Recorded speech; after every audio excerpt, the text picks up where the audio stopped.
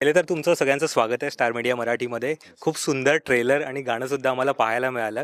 पहिले तर काय सांगाल त्याबद्दल आणि ओव्हरऑल एक्सपिरियन्स कसा होता तुमचं? अ, बघा आपण फिल्म खूप करतो, पण एक पहिला युनिव्हर्स करताना आम्हाला एक वेगळी एक्साइटमेंट होती. कारण हा भाग तेवढ्याच भागापुरता नव्हता.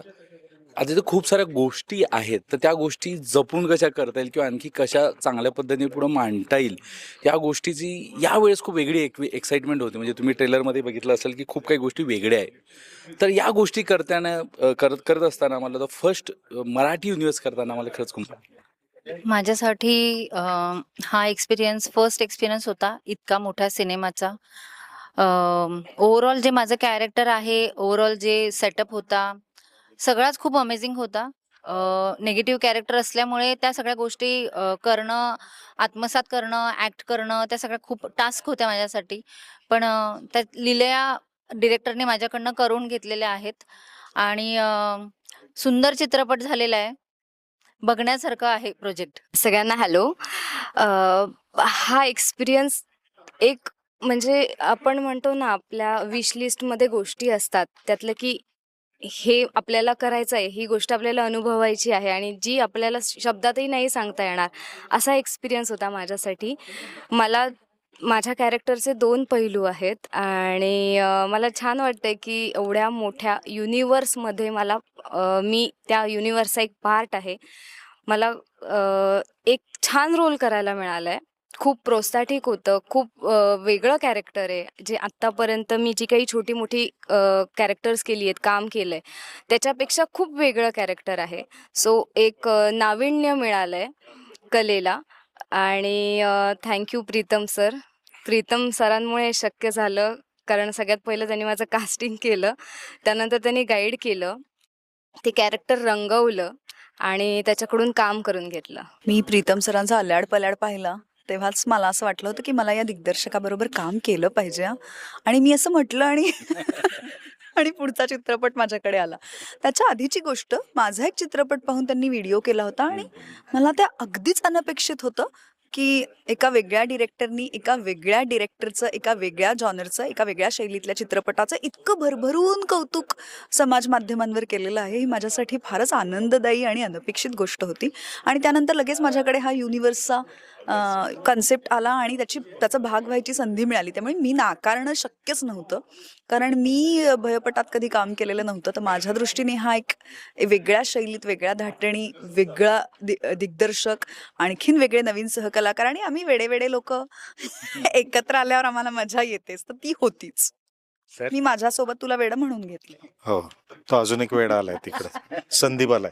संदीप सर या, वाट बघतो. आपली नमस्कार मजा होती नमस्कार. ना. हो. आलेलेच सर. अतिशय छान. मी बोलणार आहे, मी बोलणार आहे.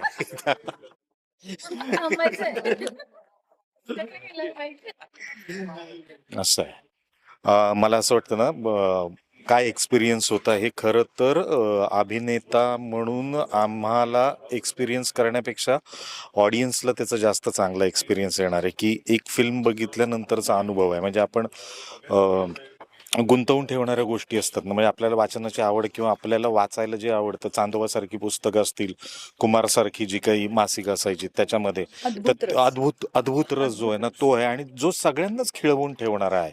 म्हणजे मला ट्रेलर बघेपर्यंत, टीजर बघेपर्यंत आपण काय काम केलेलं आहे ह्याची मला अजिबातच हे नव्हती, काय विजन नव्हती मला त्याच्यात, की आपण काय काम केलेलं हे मला कळतच नव्हतं. त्यांनी जे सांगितलेलं होतं, लिहिलेलं होतं तेवढं फक्त आम्ही डिलिव्हर करत होतो. काय लिहिलेलं आणि काय होणार आहे याची अजिबातच आयडिया नव्हती. पण आता टीजर ट्रेलर बघितल्यानंतर वाटतं की चला आपण ना योग्य ट्रॅकवरती आहोत. आणि मला असं वाटतं की गुंतवून ठेवणारा आणि काय भयचकित करणारा असा एक अनुभव आपल्याला नक्की घेता येईल याच्यामध्ये.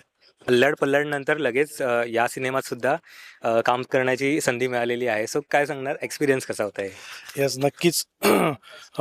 प्रीतममुळे मला खूप चेक मिळाली. म्हणजे आल्याड पल्ल्याडचा एक नमस्कार सगळ्यांना.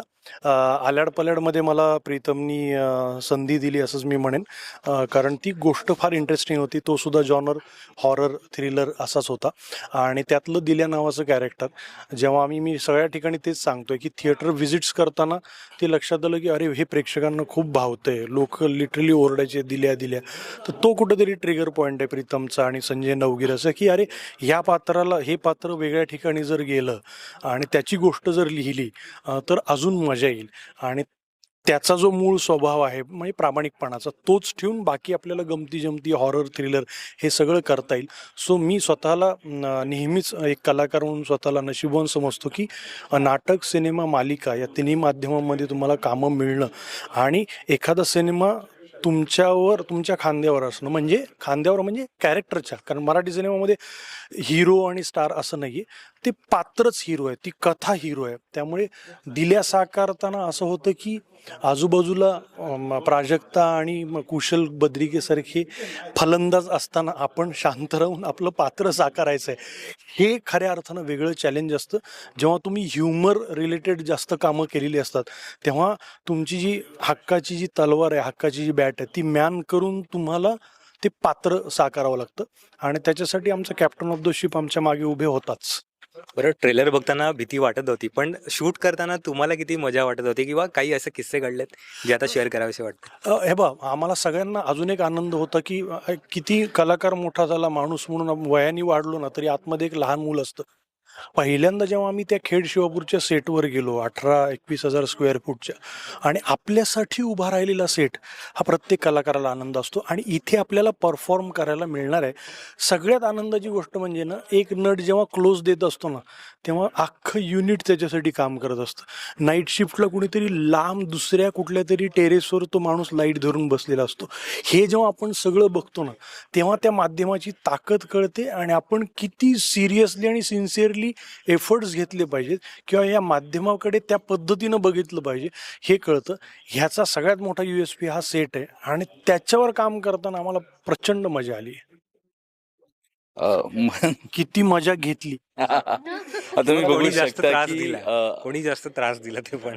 नाही, त्रास तर कोणी नाही दिला. मला वाटतं मीच त्रास दिला सर्वांना की कारण रात्रभर शूट असायचे. म्हणजे 30 दिवसातून जवळपास आम्ही 20 ते 22 दिवस रात्री शूट करायचो. तर हे खूप हेक्टिक असतं की रात्री तोच टेम्पो ठेवणे आणि शूट करणे हा खूप होतं. हे खूप कठीण गोष्ट आहे.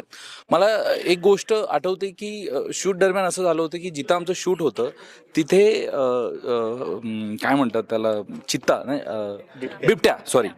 बिबट्या आला होता आणि शूटच्या दरम्यान तो आम्हाला 100 मीटरवरनं बघायचा तो. आणि बरं, आमच्यात फक्त एकच अशी चर्चा होती की तो आलाय फक्त, आणि त्या दरम्यान आम्ही तो शूट केला. ही एक आगळं वेगळं असं शूट केलंय आम्ही. ही मजेशीर गोष्ट होती. सेट आणि त्या दिवशी पहिल्या आणि सेट असा बांधला होता शशांक सर की आतमध्ये कलाकारांना कळूच नाही की दिवस उगवलाय. म्हणजे जास्तीत जास्त काम करून घेता येतं. पण प्रीतम सरांना ऍक्टरला पॅम्पर करून कसं काम करून घ्यायचं हे उत्तम येतं. म्हणजे ते करूयात ना अजून असं म्हणतात, तर असं वाटतं की करूयात की काय फरक पडतो, होऊ देत की सकाळ. पण खरं वातावरण एस रात की सुबह नाही. आणि मग त्याच्यासाठी कलाकारांचे लाड करणे.